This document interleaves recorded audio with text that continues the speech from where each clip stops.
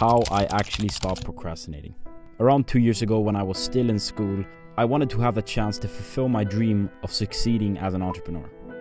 The problem was that I was just constantly procrastinating as part of my everyday life.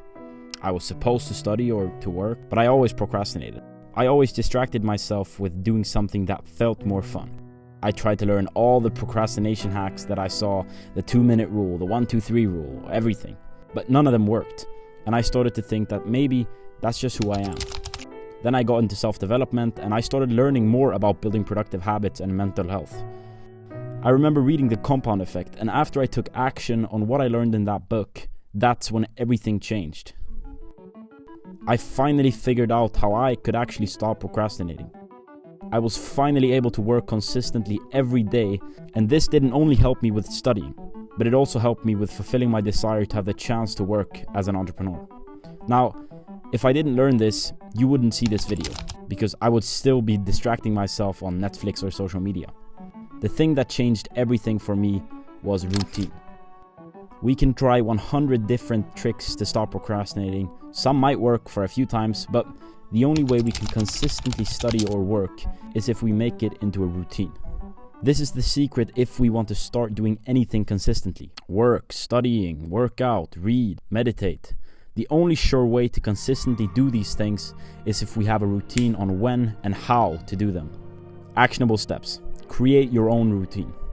I know most people watching this won't do this, but if you do, this might be exactly the same type of turning point I experienced when I first created my routine. Take a pen and a paper, and we'll create the routine together. So first, what activities is it that you want to stop procrastinating on? Is it studying, working out, reading, working, meditate? Just think about your answers for now. Second, what's the most important activity out of those ones? Still, just think about your answers. Don't write anything out yet. The key is to do the most important tasks in the morning. So let's say that your most important task is work or studying. From now on, you will do that for 30 minutes in the morning. If you don't have the time to do this before school or work, then make the time. Wake up 30 minutes earlier than you usually do. The reason this is so important is because in the mornings when we wake up, our brain is as fresh as possible. We haven't checked our phone, we haven't seen the news, nothing has influenced us yet, so we will be at our peak capacity. Now, write on the left side of the paper the time you wake up, and this includes the 30 minutes earlier if that's what you need to do. Then you can give yourself between 10 to 20 minutes of time to make yourself comfortable before your 30-minute work session. This means going to the toilet, brewing your morning coffee, doing your morning meditation, or filling up a water bottle. Whatever you need to do except checking your phone. Don't do that. If you don't, then take some time to write out the schedule now. After we're done with our morning work session, we give ourselves some type of reward for completing the work. Then we can treat ourselves through looking at our phone or eating a nice breakfast. Your schedule should look something like this now. Now you're most likely done with your schedule, and you've already done something most people struggle with the most, and that is take action on advice. So give yourself a tap on the shoulder. Good job.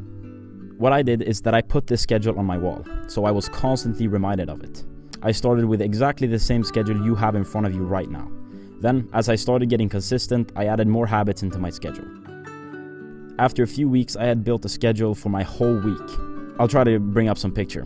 This is something that you can do as a step 2 after you've followed this for a while. But for now, step number 1 is getting the morning routine right. So for now, try out this morning routine for the next 2 weeks. Look at it as an experiment. It's pretty exciting to see how much you can change in just 2 weeks through doing this. I remember the biggest thing that changed for me when I first started with this schedule was how I viewed myself.